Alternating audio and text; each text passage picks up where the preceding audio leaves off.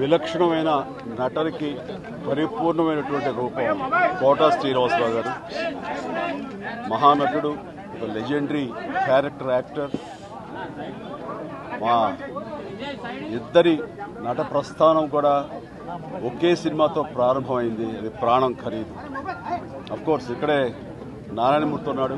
నారాయణమూర్తి కూడా ఆ సినిమాతోనే ప్రారంభమైంది అనుకోవచ్చు. సో సుదీర్ఘమైనటువంటి ఈ నట ప్రస్థానంలో మా అనుబంధం వెనవేసుకుంది. అంతా ఇంత కాదు.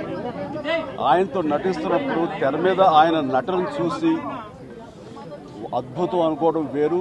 వ్యక్తిగతంగా 1-to-1 కూర్చున్నప్పుడు ఆయన చేసే చమత్కారాలు కానీ, చెప్పే జోకులు కానీ అవి ఆద్యంతో చాలా ఉత్సాహపరుస్తుంది. ఆయనతో షూటింగ్ ఉందంటే కనుక ఇలా కోట శ్రీనివాసరావు గారు ఉన్నారు, ఇవాళ చాలా హుషారుగా బాగుంటుందని ఉత్సాహంతో వెళ్ళేవాళ్ళం.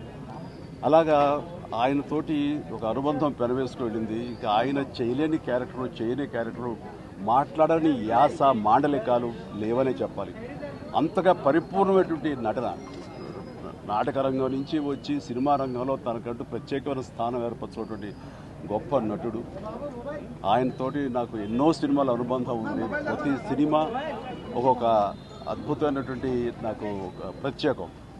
అండ్ అలాంటి మా కోట శ్రీనివాసరావు గారు ఈ రోజున లేరు అనుకోవటం అనేది నిజంగా చాలా తీరని లోటు.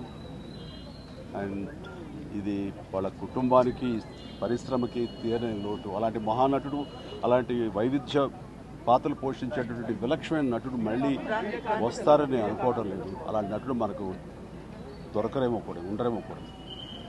అది ఎవరు పూర్తి చేయటువంటి చాలా భారీ నష్టం ఈ పరిశ్రమకి.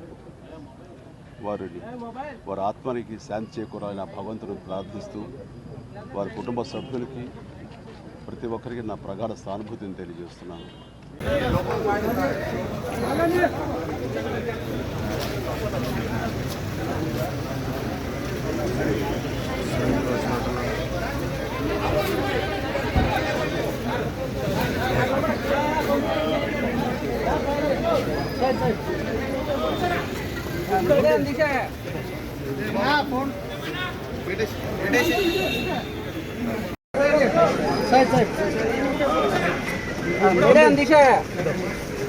फोन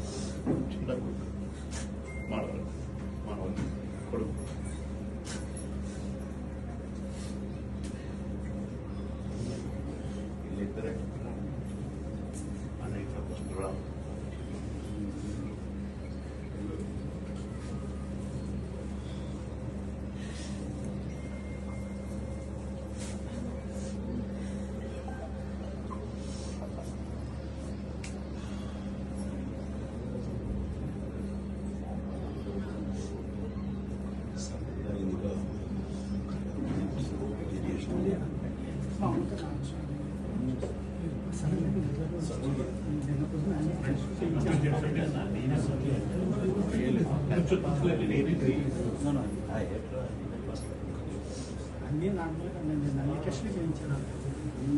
అన్నీ నార్మల్గా టీవీలో కొద్దిగా కాదు బస్ ఫామ్ అయితే